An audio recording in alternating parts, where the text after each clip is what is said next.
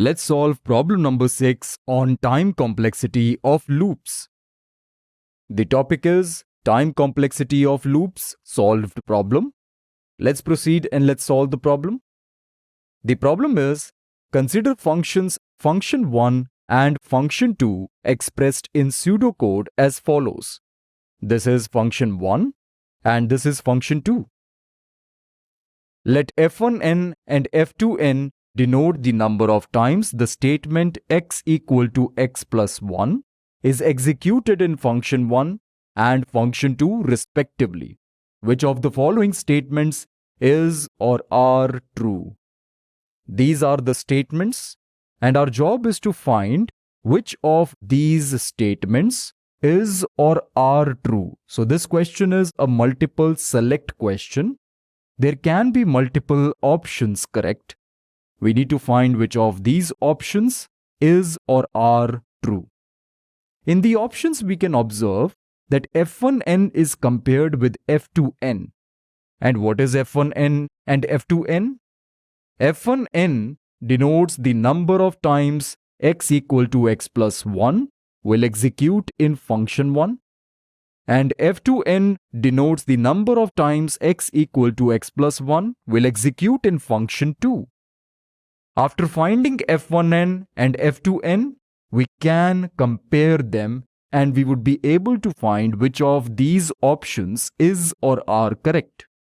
So now our job is to find f1n and f2n. For this, let's create some space over here and let's try to find f1n and f2n.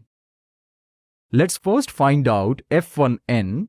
f1n is same as the number of times x equal to x plus 1 will execute in function 1. This means we are interested in finding the frequency count of this statement. How do we find the frequency count of this statement? In order to find the frequency count of this statement, we need to understand the working of this code. Let's first understand what this code is and how it works. Here we have the while loop, and in this while loop we have this condition n greater than 1. If n is greater than 1, the body of the while loop will execute, otherwise the while loop will terminate. In this while loop we have this for loop which will run from I equal to 1 to n, and within this for loop we have this statement x equal to x plus 1 for which we need to find the frequency count. After completion of this for loop, n is updated to the floor value of n divided by 2. So this is the working of this entire code. Now here we can observe that these loops are forming the nested loop structure. This is the inner for loop and this is the outer while loop. Also, this for loop depends on the outer while loop. The reason is we are using the variable n in this for loop, which is updated in the outer while loop in this statement, n equal to the floor value of n divided by 2. So n is updated to the floor value of n divided by 2, and here we are using variable n. Therefore, this for loop is dependent on the outer while loop. Hence, this forms the dependent nested loop structure. And we know how to find the frequency count of the dependent nested loop structure. For each iteration of the outer loop, we need to analyze the behavior of the inner loop. And in this way, we would be able to find the frequency count of this entire structure. And this will give us the frequency count of this statement, which we are interested in finding. So let's do the analysis of this function 1. Let's analyze for each iteration of the while loop how the inner for loop behaves. In the first iteration, the value of n is n, and within this while loop, we have this for loop which will execute from I equal to 1 to n. So, in the first iteration, the for loop will execute from I equal to 1 to n. This means this for loop will execute n times. So, for the first iteration of the outer while loop, the inner for loop will execute n times. Now, what happens after this? After completion of this for loop, n is updated to the floor value of n divided by 2. Asymptotically, we can say n is equal to n divided by 2. Eventually, we are interested in the asymptotic value. Therefore, we should not worry about the floor value of n by 2. Instead, let's assume that n is updated to n divided by 2. So, this time n is updated to n divided by 2. Therefore, in the second iteration, the for loop will run from I equal to 1 to n by 2. Because the new value of n is n by 2. This means this for loop will execute n by 2 times. So in the second iteration, this for loop will execute n by 2 times. After this, n is updated to n divided by 2. This means we will get n by 2 square because the current value of n is n by 2. So the new value is n by 2 square, and therefore this for loop will execute from I equal to 1 to n by 2 square, and hence the for loop will execute n by 2 square times. So the pattern is clear. In the first iteration we have n by 2 power 0, in the second iteration we have n by 2 power 1, in the third iteration we have n by 2 power 2. This will continue up to, let's say, for I equal to 1 to n by 2 power t. This means that this for loop will execute n by 2 power t times. So for the last iteration of this while loop, this for loop will execute n by 2 power t times. Now let's assume n by 2 power t is equal to 1. We know that this condition is true when n is greater than 1. If n is equal to 1, or if n is less than 1, then this condition will not satisfy and the loop will terminate.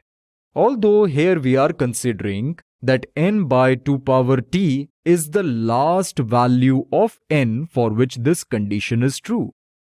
But let's assume that n by 2 power t is equal to 1 and not greater than 1. This is my assumption for the sake of simplification in calculations, because eventually we are interested in the asymptotic value of f1n. Therefore, it does not make much difference if we take n by 2 power t equal to 1. So let's assume n by 2 power t is equal to 1. Now let's solve this equation. Let's multiply both sides by 2 power t to remove 2 power t from the denominator of this fraction.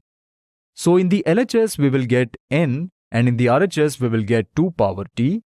So this implies n is equal to 2 power t. Now we want to find what is t in terms of n. So let's find out t in terms of n, because this will give the frequency count of this for loop in the last iteration of this while loop. In order to find t, we can take log on both sides. Let's apply log base 2 on both sides because here we have the constant 2. After applying log base 2, we are getting log n base 2 in the left hand side and log 2 power t base 2 in the right hand side. We know we can apply the property of logarithm here. Log a power b base c is same as b times log a base c. So we will get t times log 2 base 2 in the RHS, which is equal to t because log 2 base 2 is 1. And in the LHS we have log n base 2. So we can say log n base 2 is equal to t, or we can say t is equal to log n base 2. So this implies t is log n base 2. So now we know what is t. We can replace this t by log n base 2. And here also we can replace t by log n base 2. So we can say for the last iteration of this while loop, this for loop will execute n by 2 power log n base 2 times. So we know for each iteration of this while loop, how many times the for loop will execute. In the first iteration, the for loop will execute n times. In the second iteration, the for loop will execute n by 2 times. And in the last iteration of the while loop, the for loop will execute n by 2 power log n base 2 times. We know the frequency count of this for loop for each iteration of this while loop. Now we need to add all the frequency counts so obtained in order to find the total frequency count of this nested loop structure. This is same as the frequency count of the statement. So let's add all these frequency counts. The total frequency count will be n plus n by 2 plus n by 2 square plus n by 2 cube, and this will go up to n by 2 power log n base 2. Now let's find this sum. We can take n common from these terms, so we will get n times 1 plus 1 by 2 plus 1 by 2 square plus 1 by 2 cube, and so on up to 1 by 2 power log n base 2. Here we can observe each term of this sum is obtained by multiplying the previous term by 1 by 2. This 1 by 2 is obtained after multiplying this 1 by 1 by 2. Similarly, 1 by 2 square is obtained after multiplying this 1 by 2 by 1 by 2. So each term of this sum is obtained after multiplying the previous term by 1 by 2. So clearly, this is the sum of geometric progression. And we know how to find the sum of geometric progression. Recall, the formula for the sum of geometric progression is a times 1 minus r power n divided by 1 minus r, where a represents the first term of the geometric progression, r represents the common difference of the geometric progression, and n represents the number of terms of the geometric progression. We know the first term in this geometric progression is 1, and the common difference is 1 by 2 because each term is obtained after multiplying the previous term by 1 by 2. So 1 by 2 is the common difference, and therefore r is 1 by 2. We know the first term, we know the common difference. Now what about n? N represents the number of terms of the geometric progression. How many terms do we have here? The first term is 1 by 2 power 0. So the power of 2 is 0. The second term is 1 by 2 power 1. The power of 2 is 1. The third term is 1 by 2 power 2. And this will continue up to 1 by 2 power log n base 2. In the first term, the power of 2 is 0, not 1. And the terms are going up to log n base 2. Therefore, from 0 to log n base 2, we have log n base 2 plus 1 terms. So n is log n base 2 plus 1. Now we can find this sum by using the formula a times 1 minus r power n divided by 1 minus r. Now let's focus on finding this sum. So for now, let's shift our attention to this sum of geometric progression. Now let's find this sum. This sum is equal to 1 minus 1 by 2 power log n base 2 plus 1 divided by 1 minus 1 by 2. We have a equal to 1. 1 is multiplied to this whole fraction. We will get this fraction only. R is 1 by 2, so here we have 1 by 2. And in the power we have log n base 2 plus 1 because there are a total of log n base 2 plus 1 terms. Now let's simplify this fraction. In the denominator we have 1 minus 1 by 2, which can be written as 2 minus 1 by 2, which is equal to 1 by 2. And now we can multiply and divide this fraction by 2. We will get 2 times 1 minus 1 by 2 power log n base 2 plus 1. Here we have 1 by 2 power log n base 2 plus 1. This can be written as 1 by 2 power log n base 2 times 1 by 2. And what is 2 power log n base 2? We can rewrite this as n power log 2 base 2. This is from the property of logarithm. A power log b base c is same as b power log a base c. So we can rewrite this as n power log 2 base 2. What is log 2 base 2? Log 2 base 2 is 1. So we will get 1 by n as the result of this fraction. And 1 by n is now multiplied by 1 by 2. We will get 1 by 2n. And now we can take the LCM. And we will get 2n minus 1 by 2n. Here we have 2 and here also we have 2. We can cancel these two terms. And we will get 2n minus 1 by n as the sum of this geometric progression. So the sum of this geometric progression is 2n minus 1 by n. Now we know the sum of geometric progression. Let's get back and let's calculate the total frequency count. Now we are ready to calculate the total frequency count. We know this sum is equal to 2n minus 1 divided by n. Now we can cancel these two terms and we will get 2n minus 1 as the result of the total frequency count. So the total frequency count of this nested loop structure is 2n minus 1. Or asymptotically we can say this is equal to n. So asymptotically this is the frequency count of this nested loop structure. And hence we can say this statement will execute n times. Or we can say the frequency count of this statement is n.